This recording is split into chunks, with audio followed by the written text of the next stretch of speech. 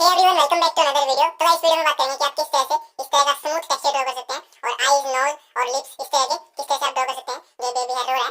तो next part में इसको कंप्लीट करेंगे। और ये फोटोग्राफ जो कि मैं ड्रॉ कर रहा हूं, तो देखना किस तरह से मैं स्टेप बाय स्टेप ड्रॉ करूंगा। इसकी फोटोग्राफ का लिंक डिस्क्रिप्शन में दे दूंगा, अगर आप ड्रॉ करना चाहें तो स्टेप बाय स्टेप अच्छे से ऑब्जर्व करना। और आउटलाइंस के लिए मैंने इसमें ग्रिड्स का यूज किया है। तो अभी मैं आई से स्टार्ट कर रहा हूं और 0.3 की मैकेनिकल पेंसिल का यूज कर रहा हूं विद 2B की लीड। तो अगर आपके पास नहीं है तो आप कोई भी ब्रांड की पेंसिल यूज कर सकते हैं।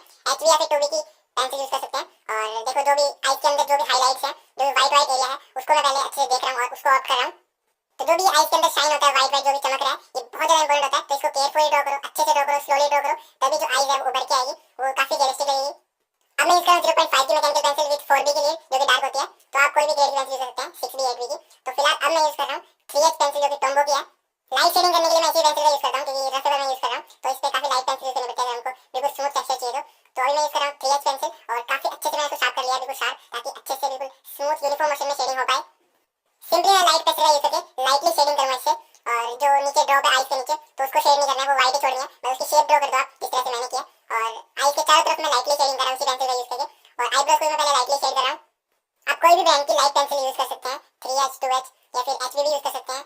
तो वो आपको देखना है आप कौन सा पेपर यूज कर रहे हो, कौन सी ब्रांड की पेंसिल यूज कर रहे हो। टोम्बो की काफी लाइट होती है, तो मैं इसलिए टोम्बो की यूज कर रहा हूं। और पेपर भी रफ है, तो उसके लिए परफेक्ट है, बट आपको अपना देखना पड़ेगा आप कौन सा पेपर यूज कर रहे हो, कौन सी पेंसिल यूज कर रहे हो। अब मैं यूज कर रहा हूं 2B मैकेनिकल पेंसिल, जो भी डार्क एरियाज है उनको अच्छे से ऑब्जर्व करके बिल्कुल लाइट लेवल इस तरह से मैं शेडिंग कर रहा हूं। रियल टाइम मुझे ड्रॉ करने में आईज, नोज और लिप्स को ड्रॉ करने में मुझे 90 मिनट्स लगे थे, 80 से 90 मिनट्स। इसलिए मैंने वीडियो थोड़ी फास्ट किया ताकि आप बोर ना हो और मैं अच्छे से आपको समझा दूं। बट मेन पॉइंट मैं आपको दिखा रहा हूं किस तरह से मैं शेड कर रहा हूं।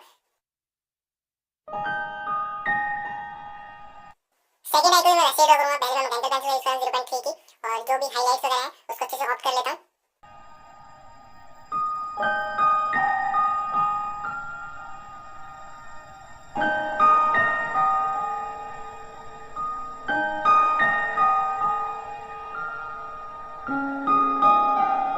अब फिर से 4B की लीड यूज कर रहा हूं।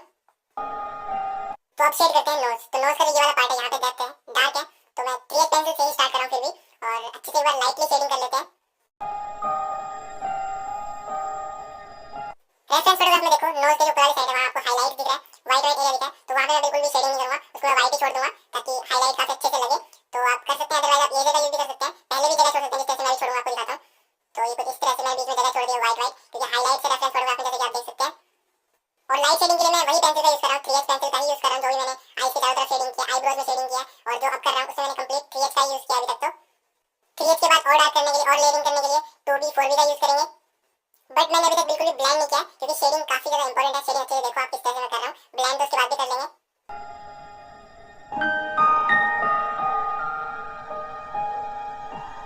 आईज के अंदर जो वाला पार्ट है, यहाँ पे भी हल्की शेडिंग करनी जरूरी है, कि रेफरेंस फोटोग्राफ में देख सकते हैं बिल्कुल व्हाइट नहीं है, तो यहाँ पे भी जरूर शेडिंग करो।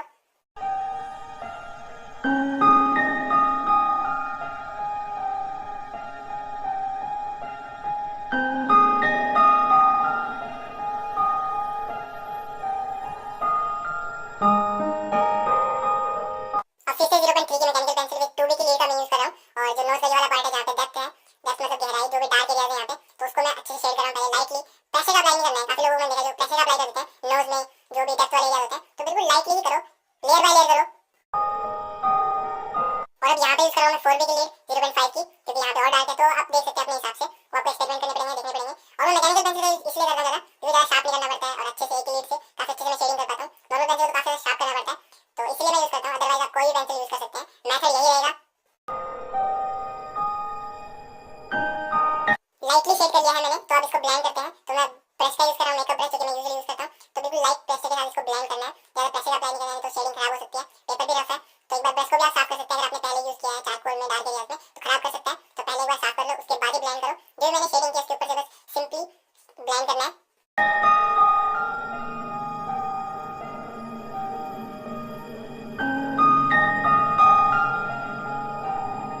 और अगर और ज्यादा स्मूथ आपको चाहिए तो आप पेपर स्टम्प का भी यूज कर सकते हैं। पेपर स्टम्प से और ज्यादा स्मूथ आपको एरियाज देखने को मिल जाते हैं। बट ज्यादा लार्ज एरियाज के लिए यूज मत करना, लार्ज एरियाज के लिए ब्रश का यूज करना। और छोटे छोटे एरिया जैसे कि नोज के चारों तरफ हो गया, तो इस तरह से आप यूज कर सकते हैं। काफी स्मूथ आपको ब्लेंडिंग मिल जाती है इसका यूज करके।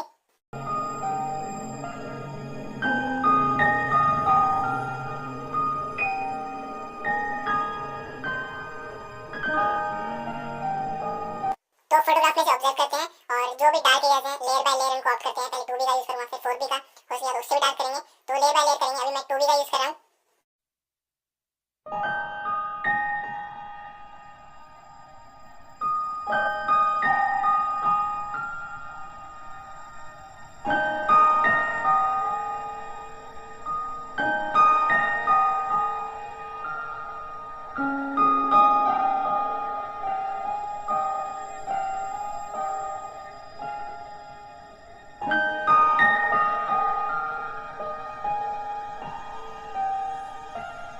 तो शेड एरिया मैंने ब्लेंड कर लिया। जो भी आईज के अंदर हाईलाइट्स वगैरह हैं और जो भी चमक रहे हैं एरिया, उनका आप करने के लिए टॉम्बो इरेजर का यूज कर सकते हैं, नीली इरेजर का यूज कर सकते हैं, या फिर व्हाइट जेल पेन का भी यूज कर सकते हैं।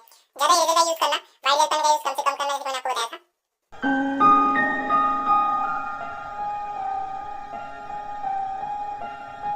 तो अब लिप्स ड्रॉ करते हैं, और मैं यूज कर रहा हूँ 2B की लीड 0.3 की मैकेनिकल पेंसिल के साथ। तो पहले लाइटली वाला शेड कर लेते हैं जो भी डार्क एरियाज है, और थोड़े वियर्ड से हैं लिप्स और जो माउथ वगैरह है, जीभ भी दिख रही है इसमें, तो वो हमको ऑफ करनी पड़ेगी। तो मैं फर्स्ट टाइम इस टाइप को ड्रॉ कर रहा हूँ, तो मैं थोड़ा बहुत ग्रेड्स का यूज किया था, और वो बच्चा रो रहा है बेचारा, क्योंकि आपने अभी मेरे चैनल को सब्सक्राइब नहीं किया होगा, इसलिए रो रहा है, इसलिए कह रहा था मुझे।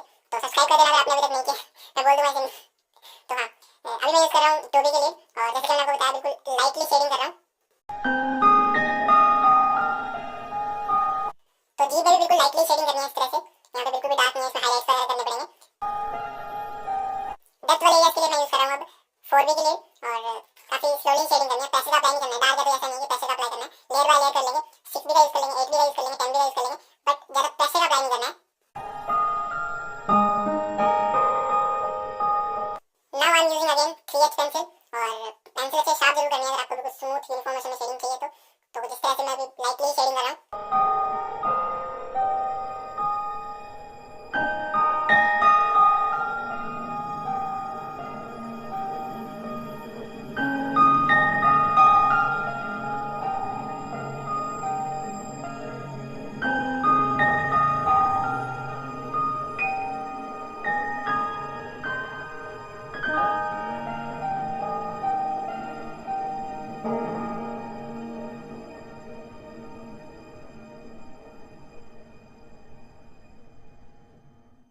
तो अब इसको ब्लेंड करते हैं। ब्लेंड करने के लिए मैं स्टम्प का ही यूज कर रहा हूँ, और 3H पेंसिल से मैंने इसको शेड किया था अभी तक।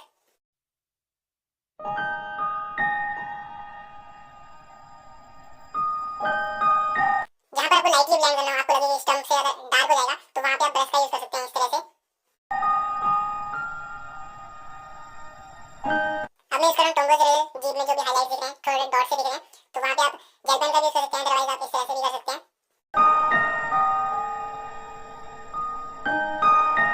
अब अगेन 2B की लीड का यूज कर रहा हूँ, और अच्छे से ऑब्जर्व करके जो भी डार्क एरियाज है लिप्स में, छोटे छोटे डार्क एरियाज होते हैं, छोटे छोटे पार्ट में होते हैं, तो उनको आपको शेड करना काफी ज्यादा इंपॉर्टेंट है, तभी जो 3D लुक आएगा।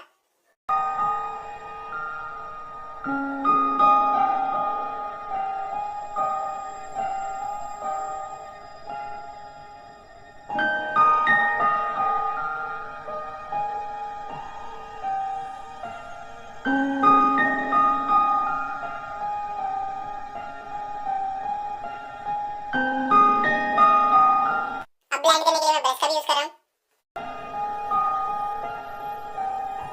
नोज में भी और डार्क करना है, जो भी ये डेप्थ वाले एरिया है नीचे और साइड में, तो इनको अभी और डार्क करेंगे।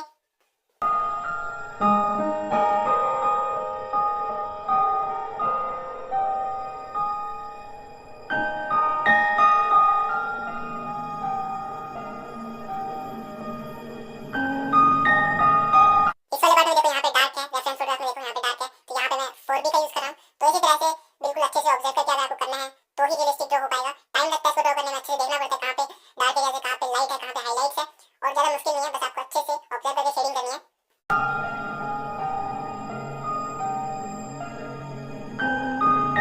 एक बार आप लाइटली शेडिंग कर लो, फिर आप लेयर बाय लेयर शेडिंग कर लो, उसके बाद आप इस तरह से, जैसे कि अब मैं यूज कर रहा हूँ 10B पेंसिल आर्ट लाइन की, लास्ट में जो भी डार्क एरिया है उनको आप इस तरह से ऑप्ट कर सकते हैं, बट एकदम से डार्क मत करना। कोई डार्क आप एकदम से डार्क कर दो, क्या पता वहाँ पे आपको इरेज करना पड़ जाए, तो इरेज नहीं हो पाता एकदम से अगर डार्क कर दोगे, तो लाइट टू डार्क ही जाओ।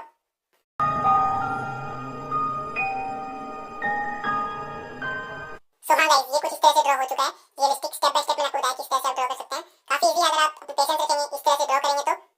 नेक्स्ट पार्ट में से कंप्लीट करेंगे। तो फिलहाल के लिए इस वीडियो में इतना ही। आई होप ये वीडियो आपको पसंद आई होगी। अगर कुछ भी सीखा है तो वीडियो को लाइक कर देना, शेयर कर देना।